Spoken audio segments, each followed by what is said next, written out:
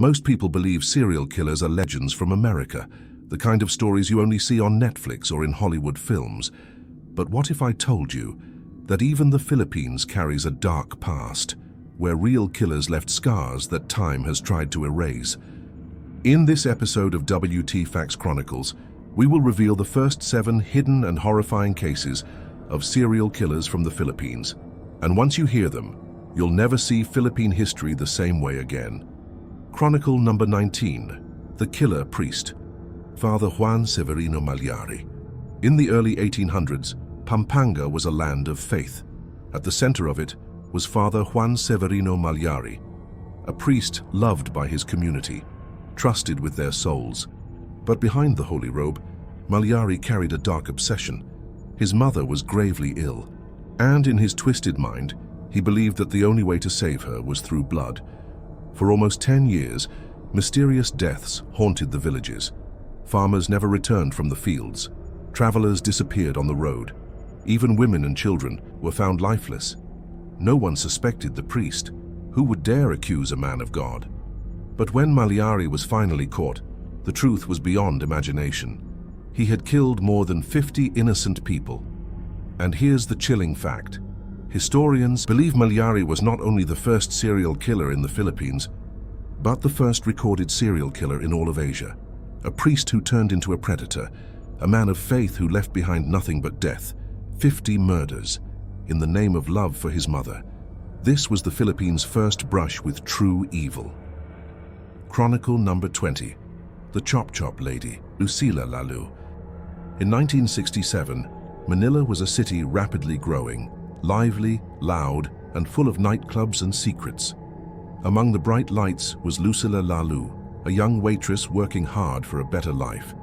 She was admired by many, but one night she simply vanished. Days later, the city was struck with horror. A pair of severed legs was discovered, wrapped in newspaper. Soon after, arms were found on another street. And finally, a torso. Manila soon realized it was facing something terrifying. The victim was Lucila. But one question remained. Where was her head? It was never found. The case became infamous. Newspapers called her the Chop Chop Lady. Police arrested suspects, including a jealous lover, but the evidence was weak. No one was ever convicted, and the mystery only grew darker. Because soon after, other dismemberment cases appeared in Manila, leading many to believe a serial killer was on the loose. To this day, Lucila Lalu's murder is unsolved. No justice, no closure, only fear that her killer walked free. The head was never found, and maybe neither was the killer. Chronicle number 21, The Killer Mayor, Antonio Sanchez. In the 1990s, Calauan, Laguna had a powerful mayor, Antonio Sanchez. To the public, he was a leader. To his town, almost untouchable. But power hides many things. In 1993, 2 university students, Eileen Sarmenta and Alan Gomez, were kidnapped by Sanchez and his men. What followed was a nightmare. Alan was beaten to death. Eileen was offered as a gift to the mayor, then raped, tortured, and killed. The brutality shocked the nation. For once, power couldn't protect him. Sanchez was sentenced to 7 life terms in prison, but the story doesn't end there. In 2019, news broke that Sanchez might walk free due to good behavior. The public erupted in outrage, forcing the government to block his release. A mayor turned murderer, a man meant to serve the people, but destroyed lives instead. Even in prison, his name still brings anger, because monsters aren't always strangers. Sometimes they're the ones in charge. Chronicle number 22, The Butcher of Davao, Pedro Galan. In 1960, Davao lived in constant fear. Stories spread about a mysterious man. He was said to charm his victims, gaining their trust. Then he would lead them into the hills, far from the city, far from help, where none would ever return alive. His name was Pedro Galan. By day, he was ordinary. But at night, he became something far darker. When bodies began to surface, the horror was undeniable. Victims were found mutilated, butchered as though slaughtered animals. Some accounts whispered of something even more terrifying, that Galan had eaten parts of their flesh. Police finally captured him, But the investigation revealed a truth that still shakes history. Galan did not kill out of poverty, anger, or revenge. His killings were ritualistic, cruel, driven by a hunger for blood. Chronicle number 23, the Vizconde Massacre, the case that shook the nation. In June 1991, inside their quiet home in Parañaque, the Vizconde family lived an ordinary night. By morning, the nation was in shock. Estrelita Vizconde was stabbed multiple times.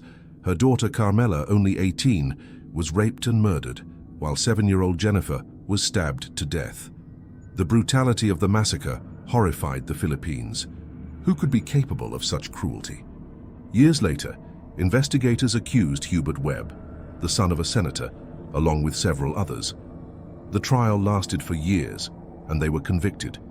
But after spending over a decade in prison, Webb and the rest were acquitted. To this day, the case remains unsolved. Were the wrong men punished? Did the real killers escape justice? Or did the truth die with the victims, leaving scars on the nation that never truly healed? Chronicle number 24, the blood cult of Batangas, the Dela Cruz family. In the year 1990, in the province of Batangas, there was a family known for their religious devotion and community service. But beneath the surface, they harbored a sinister secret. The Dela Cruz family was involved in a series of ritualistic killings. They lured victims with promises of spiritual healing, only to sacrifice them in gruesome ceremonies. The victims were often found with signs of ritualistic mutilation and drained of blood. The family's patriarch, Father Manuel de la Cruz, was arrested after a tip-off led authorities to their hidden altar. Investigations revealed that the family had been operating for over a decade, with dozens of victims believed to have been sacrificed. The case shocked the nation as it blurred the lines between faith and fanaticism, leaving a scar that still haunts the community. Faith twisted into fanaticism, blood spilled in the name of salvation. Chronicle number 25, the Manila Slasher, unknown killer. The city of Manila in the year 2005, a bustling metropolis, restless and alive.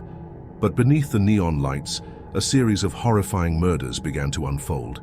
The victims were discovered one by one, their throats marked with deep, precise slashes, the kind only a steady hand could inflict.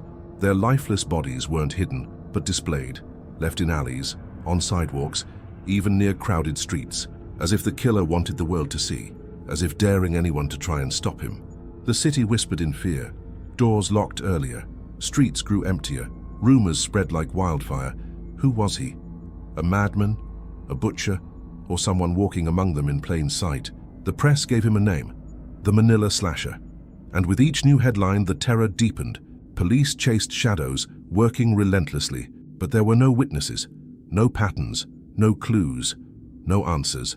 The killer left nothing behind but fear. And then, just as suddenly as the killings began, they stopped. No arrests, no confessions, no closure.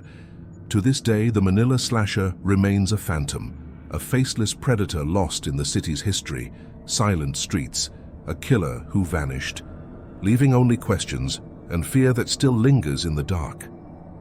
These are not tales from fiction. These are real stories from the Philippines, dark secrets that time has tried to hide, but that we've uncovered for you. This episode on Filipino serial killers and hidden crimes ends here. But the shadows remain, terrifying, unforgettable. And this is only the beginning. From forgotten killers in history to strange cultures, bizarre inventions, and cosmic mysteries, WTFacts Chronicles will keep uncovering the untold, the hidden, and the unbelievable.